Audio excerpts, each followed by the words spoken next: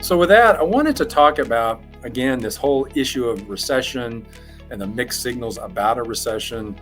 And what I want to bring up is something regarding the yield curve. Now, that's something in economics that's a pretty well-known topic. And what is the yield curve? What is that all about? Well, the yield curve from an economic standpoint is generally focused on the 2-year Treasury yield and the 10-year Treasury yield.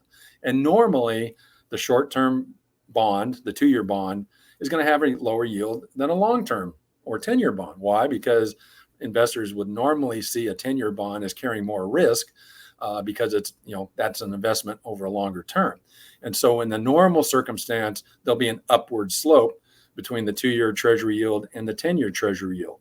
Well, that's changed. In fact, that's been inverted, believe it or not, for about a year, where we have this what's called inverted yield curve. In fact, right now, the 2-year Treasury yield currently, and this includes today's reaction, is at 4.891, while the 10-year, even with the increase from earlier in the week, is still about 1% below. We're at 3.855. So that means that curve is inverted. Now, why is that significant? Well, the idea here, first of all, is when you see this kind of inversion, what it's referring to is investors are expecting a near-term decline in economic activity, and that's going to have to force the Fed to cut interest rates. And so the issue, though, is that may take a while. And in addition to the fact that this is a pretty good indicator, the other thing that's going on is the leading economic index, which measures things like building permits, building permits, weekly hours worked, manufacturing orders. Remember the cardboard box recession we talked about a month or so ago? That index has fallen for 14 months straight. Now, that may change a little bit with building permits because those are on the rise. But overall, that's a pretty long time for this index to have been falling. So that's a pretty strong signal of a coming recession.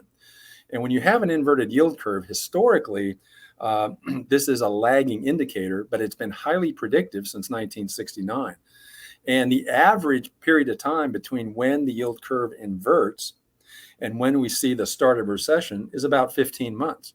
And the inversion of the yield curve occurred about June of 22. So if you do the math, 15 months from then means we could be looking at a recession as early as about October of this year. So again, this is a very strong indicator of recessions, and I would argue it is a better indicator of a recession coming than the kind of, I think, outdated notion that a recession is 2 quarters of GDP growth. That has always historically been a common data point to be looked at to declare that we're in a recession, but I would argue that's not as accurate, and this inverted yield curve is a much better indicator. So that being the case, again, there's a lot of mixed signals still about the economy, but I think the inverted yield curve is a better guide, a better gauge of what's going to happen. And so I continue to believe that recession is probably going to occur. Maybe it's not 15 months from the inversion point. Maybe it's going to be 18 months, maybe 20 months. But still, I think that means we're going to see some sort of recessionary environment in the relative near future, maybe fourth quarter of this year going into the first quarter of next year. So just keep that in mind as we go forward. Well, with that, hey, have a great holiday weekend. Make sure if you're handling any fireworks, I don't know if they're legal everywhere in California, but a lot of places they're not. Make sure you throw it, turn, and run. And remember, those little snakes you put on the sidewalk, they leave a mess. So clean up after you're done.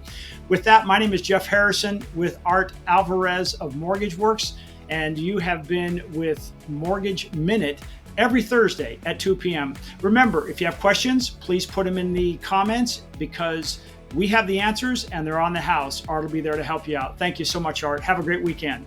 Thanks, Jeff.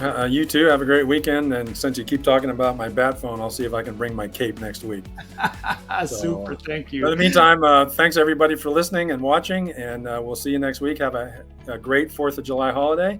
And as Jeff said, remember, at MortgageWorks, we do have the answers and they're on the house. Take care.